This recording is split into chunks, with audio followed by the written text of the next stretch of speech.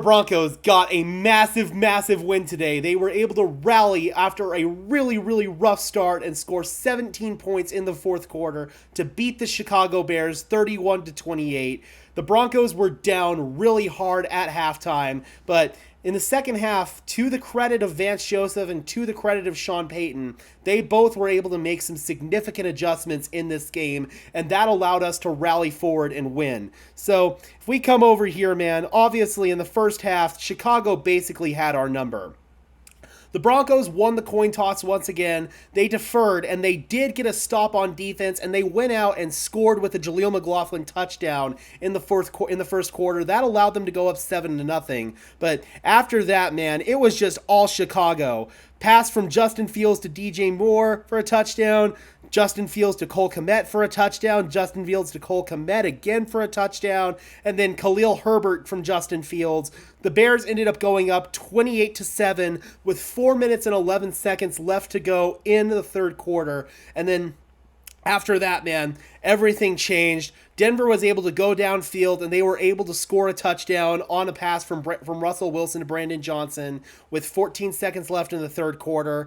And then after that, we got a big stop on defense and went down, rewarded the defense with 7 points. Cortland Sutton, touchdown catch from Russell Wilson with 9 minutes and 36 seconds left to go in the fourth quarter. And then the play that really changed momentum for us was Jonathan Cooper's fumble recovery for a touchdown. Nick Bonito with the forced fumble. Two of our young edge rushers making key plays for us in that one. So I'm super duper excited to see the future at edge rusher come together with Nick Bonito and Jonathan Cooper. I want to say that Bonito got the start today. So that's just absolutely awesome, man. That was the play that really set everything in motion. And then Will Lutz made the 51-yard field goal to go ahead in the game. And then we obviously got the interception there from Kareem Jackson.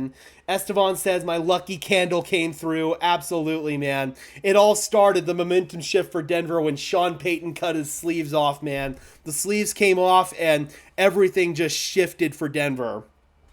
Offensively, man, once again, just another strong performance for the most part from Russell Wilson. I don't think there were very many negatively graded plays from Russ. We did have some self-inflicted wounds on offense, way too many penalties on third down and short yardage situations, especially false starts. Mike McGlinchey had 2. Those are absolutely going to need to be cleaned up. Defensively, man, to the credit of Vance Joseph and to the credit of everybody else on defense, we actually made the necessary adjustments, started actually calling some man coverage, started blitzing Justin Fields, no more of this single high or no more of this too high soft shell zone crap. I mean, we actually saw the necessary adjustments being made from the Broncos in the second half, and Chicago had no adjustments for those adjustments, and that was ultimately the big difference maker in this game.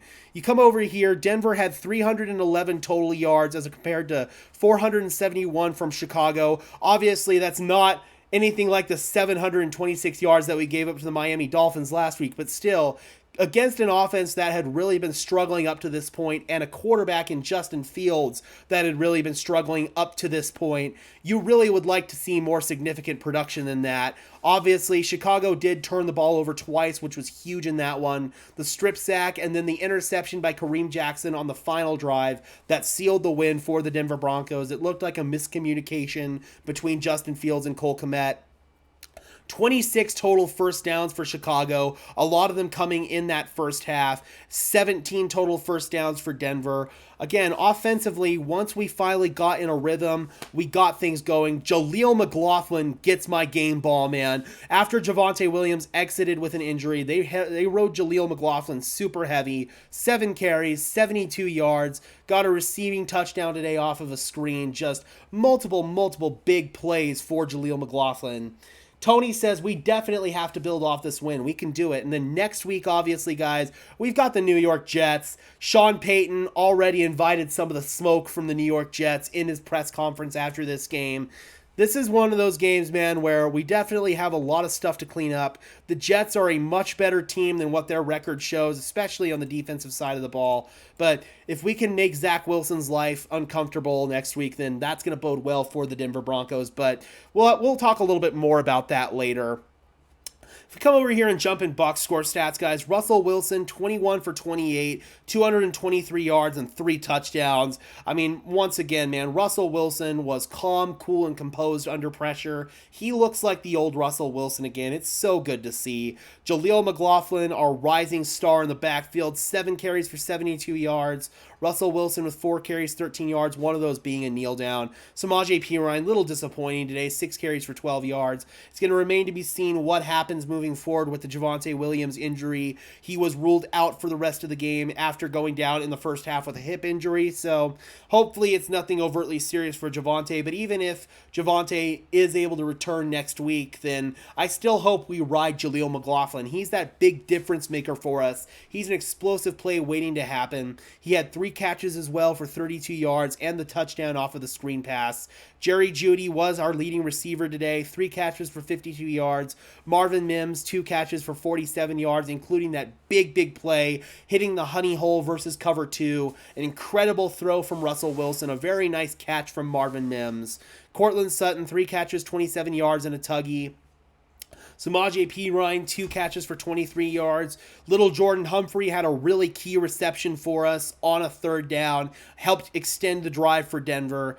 Defensively, we come over here. Nick Bonito, 2.5 sacks on the day, including the strip sack fumble. Zach Allen was credited with a half sack on the day. Jonathan Cooper with a sack. So finally good to see some production from our defensive line. 2 TFLs for Nick Bonito, 1 TFL for Jonathan Cooper. Again, we were finally able to start generating some pressure. Our D-line at least looked a lot more respectable in that second half. Will Lutz, 4 for 4 on extra points. 51-yard field goal that won the game for us. Will Lutz has been super clutch pretty much ever since the week 1 bugaboos against the Raiders. So the kicking game has been basically a non-issue for Denver ever since then, knock on wood. Dante says Nick Bonito, 2.5 sacks and a strip sack for a tuggy is a defensive player of the year caliber. It really is, man. I mean, not saying obviously that he's defensive player of the year, but still, that is the kind of stuff we want to see from Nick Bonito, man.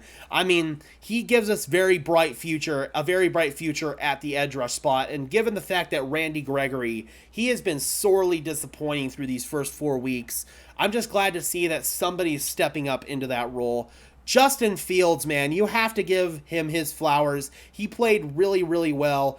9.6 yards per attempt, 4 touchdowns, 1 interception. That interception was a killer, and then obviously got strip sacked, fumbled. 335 passing yards, his first 300-yard passing game of his career. Khalil Herbert, 18 carries, 103 yards. Again, this defense just has got some significant communication issues, but to their credit, they cleaned up a lot of that stuff in the second half. They moved away from the crappy soft zone defense. That really is a big step in the right direction to see the defense make the necessary adjustments. We got Seven the House says, I love win, but this will is hard to be joyful for. Well, Fields put up 28 points on us, and he's terrible. Wilson is playing good, but this D is killing us. It is, but hey, man, enjoy this win.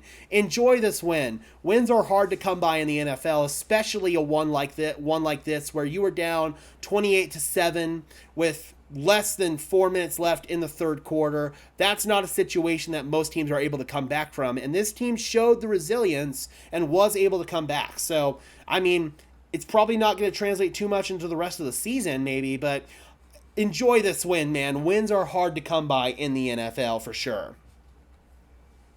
Our defensive player of the week. Yeah, absolutely.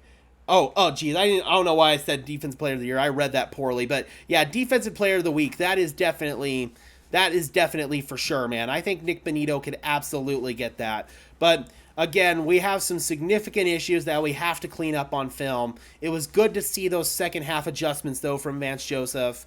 DJ Moore, 8 catches, 131 yards, and a touchdown. I thought Pat Surtain kind of had a rough day today. Cole Kmet, 7 catches, 85 yards, and 2 touchdowns. Darnell Mooney, 4 catches, 51 yards. Equanimous St. Brown, 1 catch for 21 yards. And then Khalil Herbert, 4 catches for 19 yards and a touchdown. defensively for Chicago. Russell Wilson was sacked once. It was a half sack shared by Zach Pickens and Dominique Robinson. But other than that, man, Chicago's defense didn't really do a whole lot. It was mostly Denver offensively shooting themselves in the foot with penalties and a bad sack in the first half, but that wasn't really Denver's defense playing, or that wasn't really Chicago's defense playing at a high level. All right, guys, we're going to be ending the video here, not the live stream, just the video, but be sure to leave a like on this video, guys, as well as subscribe and ring the bell so these videos appear in your notification feed. And until next time, guys, a big win for us. I am your host, Gage Madrid, saying peace out. Okay, guys, again, we're not ending the video. We're not ending the live